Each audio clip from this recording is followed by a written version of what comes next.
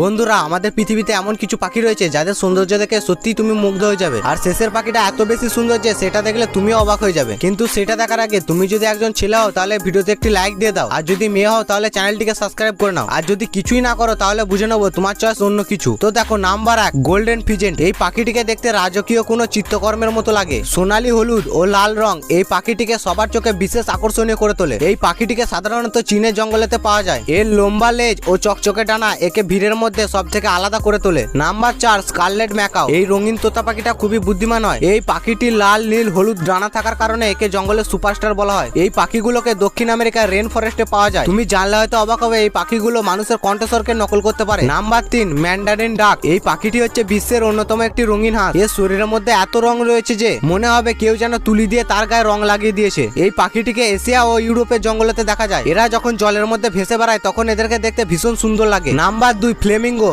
এই পাখিটি নিজের গোলাপি রং ও লম্বা পায়ের জন্য বিখ্যাত। এই পাখিগুলো সাধারণত হ্রদ বা জলাভূমিতে বসবাস করে। এই পাখিগুলো যখন সারিবদ্ধভাবে একসাথে দাঁড়িয়ে থাকে তখন মনে হয় এরা যেন প্রাকৃতিক ফ্যাশন শোয়ে অংশগ্রহণ করেছে। Number 1, bird of paradise. এই পাখিটিকে দেখে মনে হয় এ যেন স্বর্গ থেকে নেমে এসেছে। এর লম্বা লেজ ও রাজকীয় চেহারা একে পুরো জাদুকরী পাখি করে তোলে। এরা ঘন জঙ্গলে বসবাস করে এবং এই পাখিরা নিজেদের নাচের জন্য সবার কাছে বিখ্যাত। যাই হোক, তুমি কমেন্ট করে বলো এগুলোর মধ্যে থেকে কোন প্রাণীটা তোমার সব থেকে বেশি সুন্দর লেগেছে।